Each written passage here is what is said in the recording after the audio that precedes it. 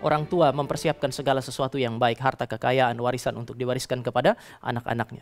Bapak Ibu, ini tidak salah, tetapi jika hanya ini saja yang saudara dan saya perhatikan, maka belum tentu mereka bisa urus baik-baik apa yang kita wariskan kepada mereka.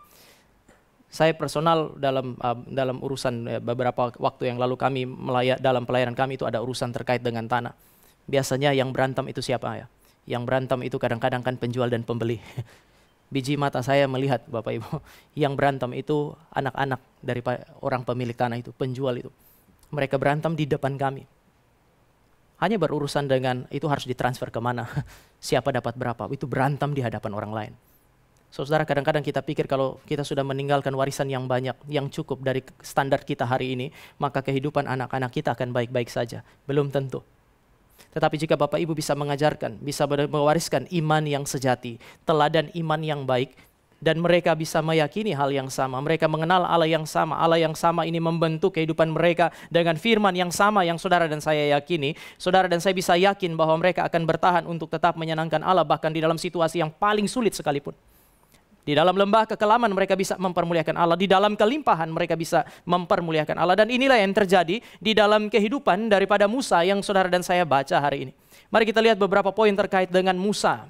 Yang pertama ditulis di situ dikatakan bahwa karena iman maka Musa setelah dewasa, kira-kira pada usia 40 tahun, memilih untuk menjadi sama dengan umat Allah dan bukan menjadi anak putri Firaun. Sekali lagi, Musa setelah dia dewasa, kira-kira usianya 40 tahun, berdasarkan penjelasan di dalam Kisah Rasul pasal yang ke-7 tadi, Musa memilih untuk menjadi umat Allah, menjadi sama dengan Israel sebagai umat Allah, dan bukan menjadi anak putri Firaun. Saudara, untuk menjadi sama dengan Israel, kemudian saudara dan saya lihat di dalam penjelasan tadi itu dikatakan karena berkaitan dengan Kristus, dia ingin menjadi sama atau menganggap penghinaan karena Kristus sebagai kekayaan yang lebih besar daripada semua harta Mesir. Yang saya mau ajak Bapak Ibu untuk lihat adalah penjelasan ini memberikan petunjuk kepada kita bahwa karena iman yang sejatilah Musa bisa mengambil keputusan-keputusan yang tepat di dalam kehidupannya.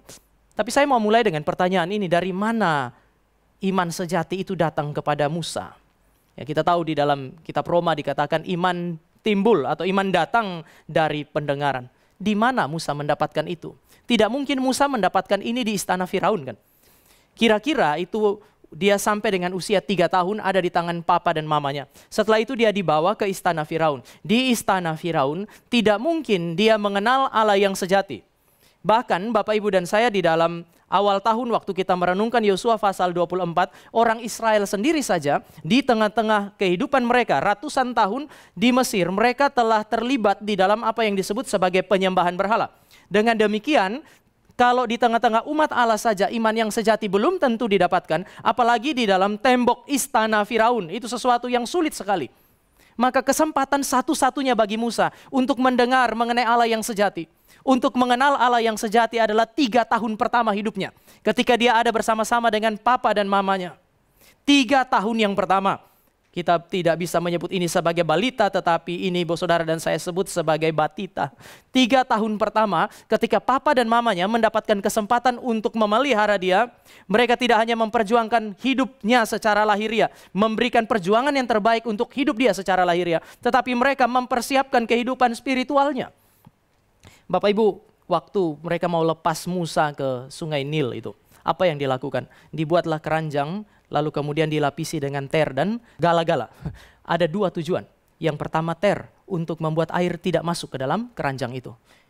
Yang kedua gala-gala. Menurut keyakinan orang pada masa itu, bau gala-gala akan menyingkirkan buaya. Jadi buaya seolah-olah tidak begitu suka. Saya ini secara ilmiah tidak tahu, tapi orang kan punya keyakinan zaman itu. Mereka yakin bahwa kalau ada bau gala-gala, maka buaya tidak suka, buaya akan menjauh. Maka dalam berdasarkan pengetahuan mereka yang sederhana, mereka melakukan yang terbaik, mencampur ter dan gala-gala, lalu mereka masukkan Musa ke dalam keranjang itu dan kemudian menghanyutkan dia di sungai itu. Mereka tidak tahu apakah anak ini akan hidup atau akan mati. Tidak ada yang tahu, tapi mereka melakukan yang terbaik secara lahiriah untuk memastikan keselamatan anak ini. Kalau toh masih dimakan buaya juga ya sudahlah, tapi kami sebagai orang tua telah melakukan yang terbaik untuk hidup anak ini. Kami berusaha untuk menyingkirkan bahaya, memastikan bahwa dia hidup. Setelah itu terserah Tuhan. Secara lahiriah mereka memelihara kehidupan anak ini dengan baik. tetapi juga secara spiritual mereka berjuang sedemikian rupa sehingga anak Israel ini mengenal Allah Israel. Kadang-kadang saudara dan saya pikir ini sesuatu yang tidak mungkin. Tapi mari saudara dan saya lihat lagi di dalam perjanjian baru. Ada yang bilang anak kecil tidak mungkin bisa mengerti iman yang sejati. Tapi Yohanes Pembaptis bahkan di dalam kandungan ibunya, dia mesti mengerti siapa Kristus. Sekali lagi, di dalam kandungan ibunya, dia mesti memiliki pengertian mengenai siapa Kristus supaya dia bisa menggerakkan Elizabeth dan menyambut Maria dan Yesus Kristus yang hadir pada saat itu. Saudara dan saya sampai di titik ini kita bisa berbicara mengenai sesuatu yang tidak mustahil bagi Tuhan. Saya cuma mau mengingatkan kepada kita yang menjadi guru sekolah minggu. Jangan menganggap enteng pikiran anak-anak kita, bahkan batita itu. 3 tahun pertama di dalam kehidupan Musa adalah 3 tahun di mana orang tuanya memperjuangkan iman yang sejati. Saudara dan saya ketika dipercayakan anak-anak sekolah minggu, biarlah kita berjuang sedemikian rupa, menghargai kapasitas intelektual mereka, bahkan ketika mereka masih disebut sebagai anak kecil. Kebudayaan kita seringkali mengatakan anak kecil itu tidak tahu apa-apa. Alkitab berbeda dengan kultur yang Bapak Ibu dan saya hidupi. Anak kecil punya peluang untuk mengerti kebenaran. Jika ada Bapak Ibu yang Tuhan kasih kapasitas untuk mengajar, mungkin boleh terlibat di dalam sekolah minggu. Ini adalah sebuah pelayanan yang sangat penting.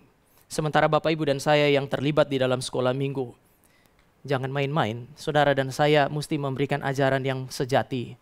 Jangan biarkan pengajaran kita menjadi pengajaran yang justru meracuni pikiran anak-anak. Mengapa? Karena sejak masa 3 tahun, Musa telah dididik sedemikian rupa untuk mengenal Allah yang sejati. Bagi saudara dan saya orang tua, mari kita berjuang untuk anak-anak kita. Apa yang mau kita wariskan? Memang saya tahu bahwa iman yang sejati itu kan bukan pekerjaan orang tua kan. Kita tidak bisa kasih iman yang sejati, kita nggak bisa wariskan iman yang sejati. Tapi mari kita berjuang semaksimal mungkin supaya kalau memang Tuhan mau, Tuhan pakai perjuangan saudara dan saya. Supaya apa? Supaya anak-anak ini kenal Tuhan.